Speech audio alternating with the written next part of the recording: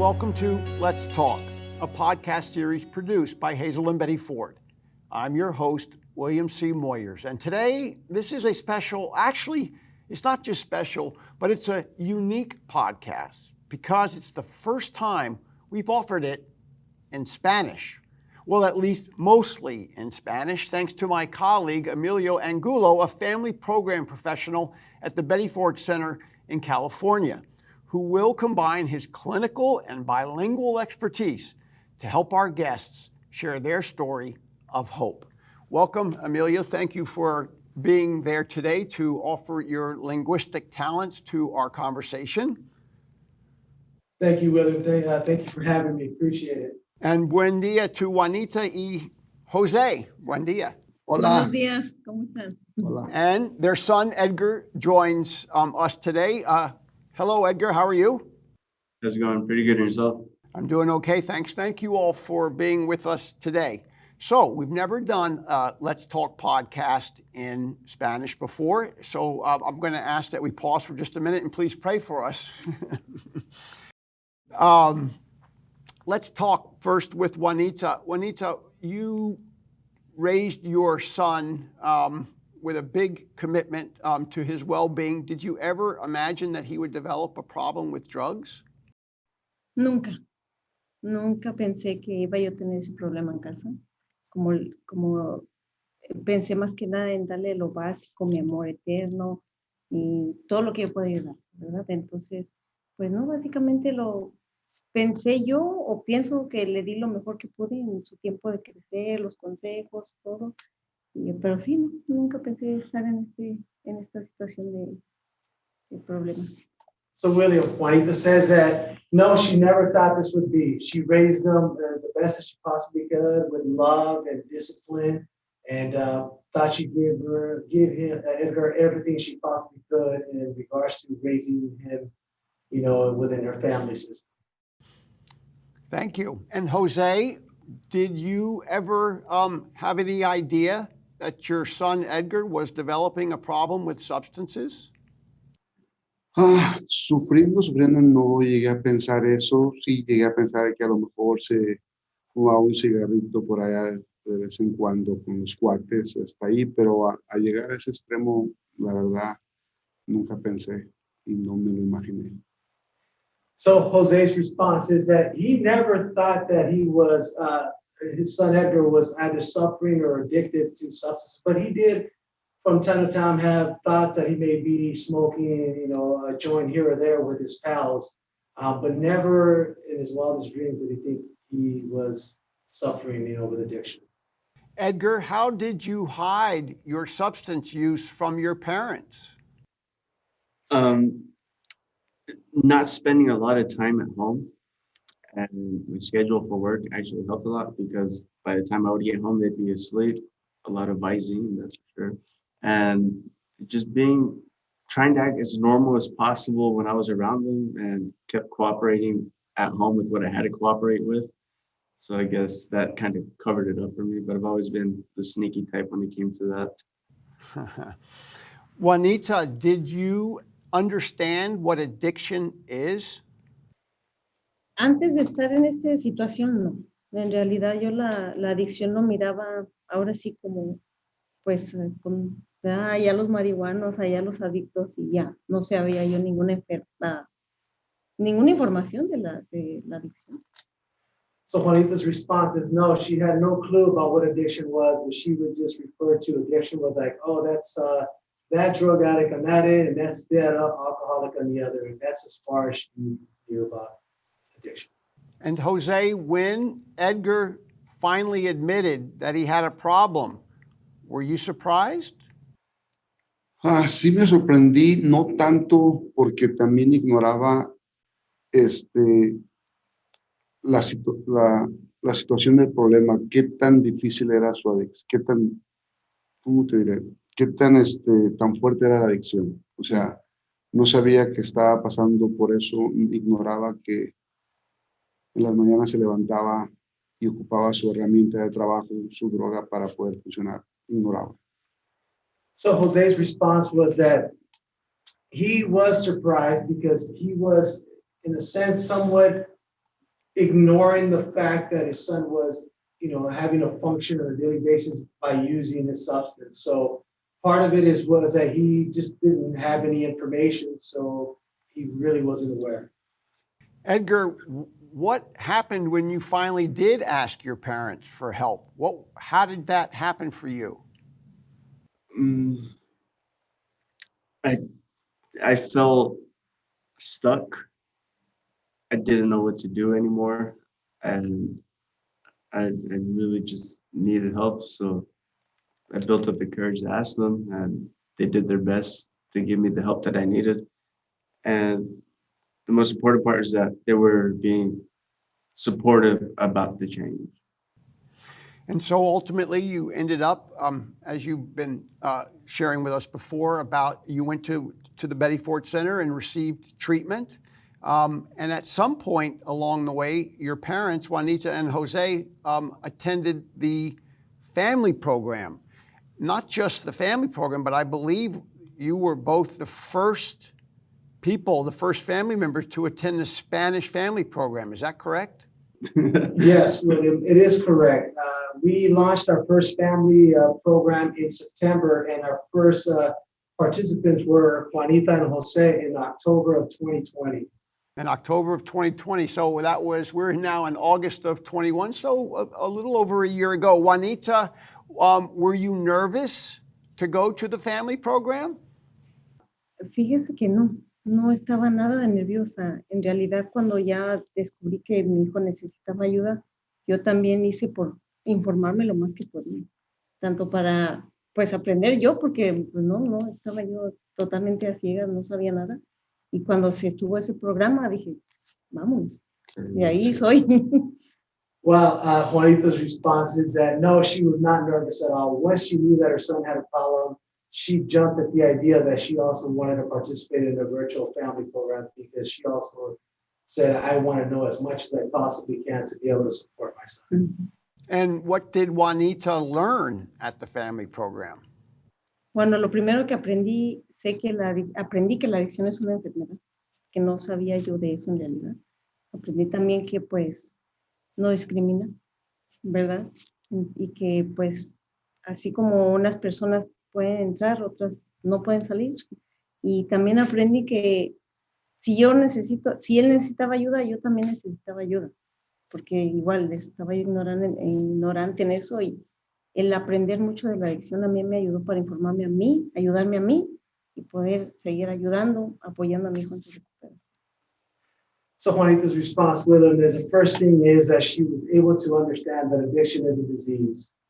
And not only that it was a disease, but also how it impacted the family, and that she knew that if her son needed help, she also needed help for herself, not only to better herself, but to be able to better and support her son as well too. Jose, what did you learn at the family program? Lo mismo, aprendí de que pues antes pensaba que la adicción era como una simple gripe, que se iba a curar con una pastilla, pero no, era una enfermedad que necesitaba día a día pues trabajar en eso, y especialmente el paciente y nosotros informarnos cómo poder ayudarle. Mm-hmm. So Jose's response, pretty similar to Juanita's response, is that first of all understood that it is a disease and he needed help, because his thought was that it was more like a cough, and all he had to do was take a certain remedy and he would be better. But also ended up finding out that this is a lifelong journey, and it's going to be a day at a time, and how can they best support themselves to be able to support their son through it all. Yes, how they support themselves to be better at supporting their son. That's a great message. Edgar, were you nervous to have your parents at the family program, or were you relieved? I was more relieved more than anything, because I knew that they would be able to understand me in the way that I battle with addiction, and they would have better tools to help me support me through my journey of getting clean. Mm-hmm. Mm-hmm. Emilio, I'm going to let you ask this to the parents, and they can respond whoever they want to, but why was it important for Juanita and Jose to be able to attend a family program in Spanish? porque español es mi primer idioma que predomino, y así podía hacer preguntas a todas mis dudas que tenía y entender mejor las respuestas que iba a recibir. So Jose's response is that, first of all, Spanish is the primary language. He was able to ask questions in regards to some of the doubts that he had and was able to understand because the answers were in Spanish for him, and it just made it much easier for him to understand the whole program itself. Yes. So we want to move now to how things are today for the family, and I would like to ask Juanita what she does to take care of herself on a day-to-day basis. Fíjese que he descubierto muchas cosas. Ahorita que estamos viendo la recuperación tanto de mi hijo, quiero decir la mía también, he mirado la vida diferente. Como dice, lo he entendido mejor, he dejado que él le haga su decisión que él quiere tener. A lo mejor antes yo lo tenía muy agarrado, pero eso es lo que a mí me ha servido en la forma de que sea él como él quiera hacer su recuperación y que pues lo amo como es él, y como lo que le pueda ayudar. Aquí estoy. So Juanita's response is that it's her time today, the way it is that she's able to let her son live his recovery life and also at the same time do her own recovery process as well, and has been able to somewhat detach and let her son make his own decisions, as well as she's able to take care of herself as well through it all. So this is a daily process that they practice, and it's been great so far. Wow, and it's not easy. No, déjeme decirle, Emilio, las primeras veces que pasaba eso, dicen a veces por querer ayudar a la persona que ayuda, en realidad la que yo necesitaba bastante ayuda era yo también. Entonces he descubierto eso. So Juanita's response said, no, it definitely has not been easy. She said in the beginning, it was really difficult where she understood that, you know what, as much help as my son needs, I need the help as well too. What does Jose do that is most important for his recovery as the father day after day? Me siento más tranquilo después de que mi hijo vino aquí a Belfort.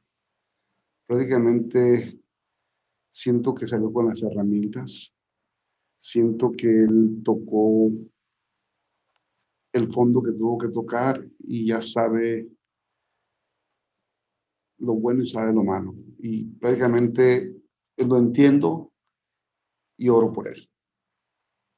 So Jose's response is that first of all, he's able to understand that his son has been able to get the tools that are needed for himself to be able to, live life on his terms in recovery, as well as now Jose's been able to practice some self-care in a way where he now prays for his son and, and also, prays that everything will be or continue to be well on a day-to-day basis.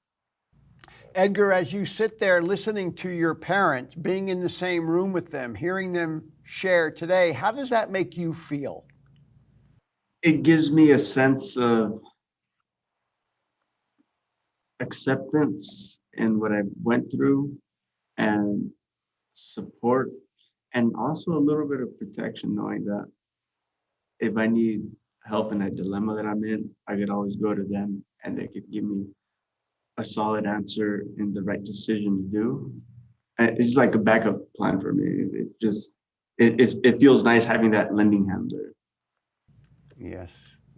We're about out of time. We only have a few minutes, and I wanted to close by asking Juanita and Jose this final question. I'll start with Juanita. Juanita, what is your message to other families, particularly other Spanish-speaking families, about your own experience? What do you want them to know if they're struggling with a loved one who has an addiction problem or is in recovery?